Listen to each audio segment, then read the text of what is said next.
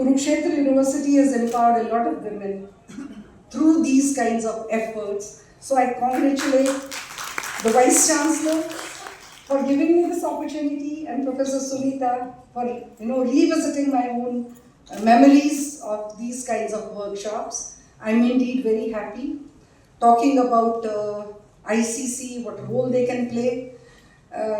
Since a lot of things have been talked about from the concept of gender, how higher education institution can gender sensitize people. So here I would like to see it from the viewpoint of a student of management, economics, which is my background. Because at present we are talking about the contribution of women in economic development of the country. Women-led development की जब हम बात करते हैं तो work places कैसे हों, तो उस दृष्टि से हम देखते हैं कि women have gone a long way back. If I see my own journey, right, in last 37 years, a lot of changes I see.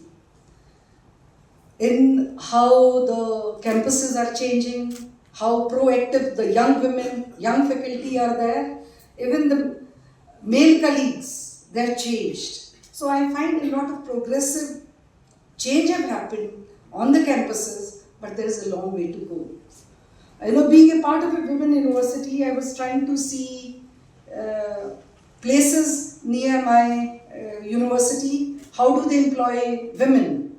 To my utmost surprise, big plants still have only 1% women in the workforce. So from that viewpoint, it is a great concern. So why women are not coming up? They are coming only in core sectors like education, healthcare, care sector, they are coming in.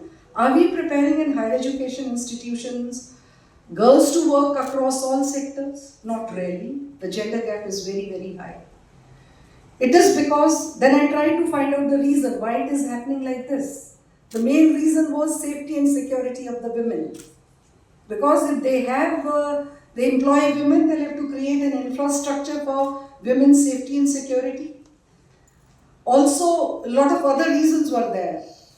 ICC was to be constituted, all those. So what I feel is, what we see as education institutions, I think we have highly, relatively inclusive campuses. Inclusive campuses for women, it's a very relevant topic. Relevant in the sense that not only it is important for universities, it is important in general for our society as well.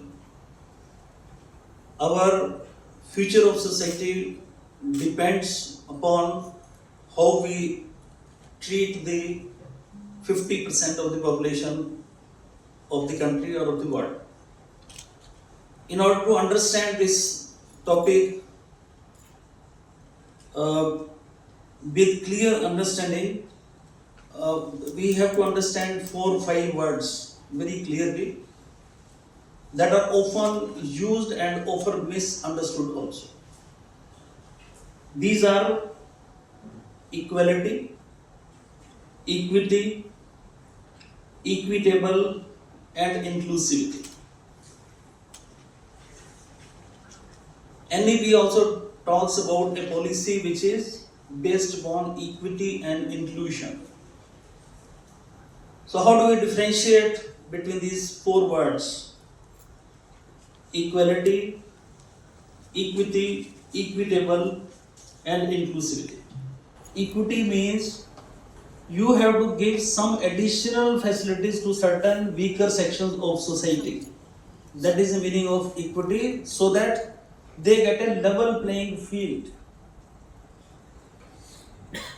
एक socially disadvantaged group का बच्चा है, the person is not feeling confident in this society, you have to do some kind of hand holding. Some additional scholarship is to be provided to the weaker sections of the society. Similarly, women also need to be given something extra kind of facilities. That is the meaning of equity. Equitable society means where we apply the principle of equity. That is an equitable society. And inclusivity is something more than this. And that more than this is that we have to develop a culture in the system wherein all those persons who have been treated with principles of equity, they are treated with esteem, respect, and they become a part of the system as good as the other strong sections of society, to create the sense of belongingness to these particular sections also.